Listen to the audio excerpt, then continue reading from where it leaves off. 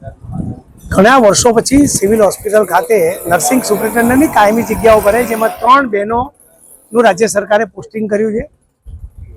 આમ બધા ફૂલ અને ગુચ્છાથી એમનું આવકાર કરે, પરંતુ આદરણીય દિલીપભાઈ દેશમુખ દાદાના નેતૃત્વમાં ચાલતું અંગદાન ચેરિટેબલ ટ્રસ્ટ જે અંગદાન માટે જનજાગૃતિ અભિયાન સમગ્ર ગુજરાતમાં ચાલે છે, ત્યારે આ ત્રણ બહેનોને અંગદાન ચેરિટેબલ ટ્રસ્ટના દ્વારા ચાલતા અંગદાન જનજાગૃતિ અભિયાનના બેનરો, પોસ્ટરો સાથે એમનો આવકાર કર્યો। સિવિલ હોસ્પિટલના તબીબી અધિક્ષક ડૉક્ટર ધારિત્રીબેન પરમાર, સુરતના નગરસેવક અને ખૂબ જ ઉત્સાહી અને લોકો સાથે જોડાયેલા એવા નગરસેવક બ્રજેશભાઈ ઉનડકર, આરએમઓ સહિત ટીમ દ્વારા તેમને આવકાર કરવામાં આવ્યો અને અંગદાન મહાદાન થકી કોઈ એકના જીવનમાં રોશની આવે તો અભિયાન સફળ ગણાશે।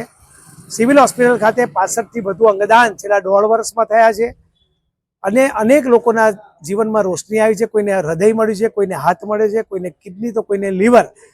સમાજને મારી એટલી જ અપીલ છે કે બ્રેન ડેથ થતા કિસ્સામાં તેમના પરિવારજનો ચોક્કસ અંગદાન કરે અને બીજાના જીવનમાં રોશની ફેલાવે, એવી મારી જાહેર જનતાને પણ અપીલ છે। આજ રોજ આ નર્સિંગ સુપ્રિન્ટેન્ડન્ટનો આવકાર અંગદાન મહાદાનના અભિયાન સાથે તેમનું વેલકમ કરવામાં આવ્યું છે। આભાર। ભારત માતા કી જય।